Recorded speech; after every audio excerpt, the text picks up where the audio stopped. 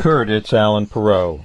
I'm going to put you on the phone with myself and Brian Ettinger. I told you who Brian is. He's a good friend and a trusted partner of mine. He has access. He doesn't get paid.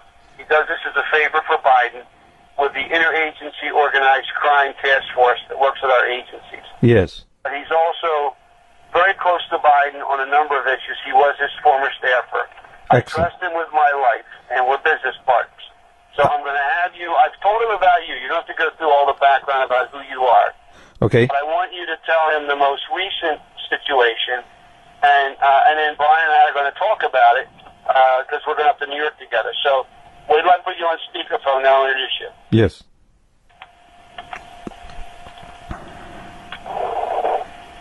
Alan, can you hear me? Yes, sir. Let me put the volume up. All right, you've got to speak loudly. This is Brian Ettinger. Yes, sir. How are you? Very well, sir. How are you, Brian? Good. Speak very loud, Alan, so we can hear you. We're in a car. Kurt told me about, I guess, the latest incident was with Governor Richardson, and he went through your background and who you are and the people that you previously contacted, and he indicated that you were going to try to get Susan Collins and Lieberman united together to go in and see to brief the president or the vice president about the situation. You are correct. And I understand you're into the preservation of falcons. I'm sure you do know most of the royal members of the royal family because that's what they hunt with, is falcons, as well as Ben Laden used to hunt with falcons.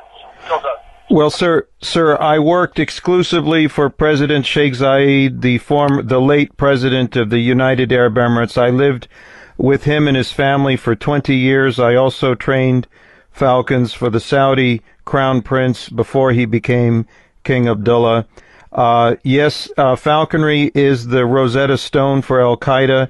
I met Victor Boot in Sheikh Zayed's falconry camps, and recently, between November 2004 and up until recently, my team members have met Osama bin Laden 6 times inside Iran. We have repeatedly notified the U.S. government and only received, first we were ignored, then we were obstructed, and then we were threatened. That doesn't surprise me. There's a friend of mine who's an international hunter, and he hunts with falcons with the royal family of the UAE, and his name is Saeed Khan Karacha. Yes.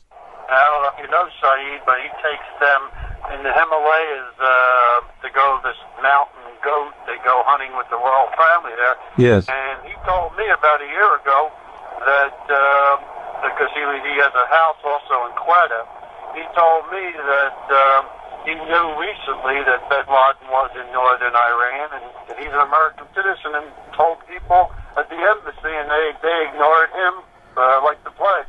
I haven't told you this, but on my most recent trip to Kuwait, I was with my 2 closest friends there, Sheikh Mohammed, who's the Foreign Minister, Deputy Prime Minister, and former U.S. Ambassador, and Sheikh Saud, who was the ambassador during Desert Storm. Yes. And it was George Bush, the father's closest friend in the Middle East. Yes.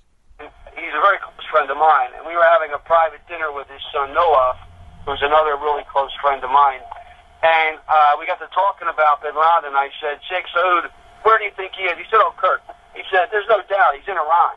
Yeah, I just told Kurt, I said, no, the better way of doing it, if Susan Collins and Lieberman are on board, I wouldn't go see Obama, I'd go see Biden.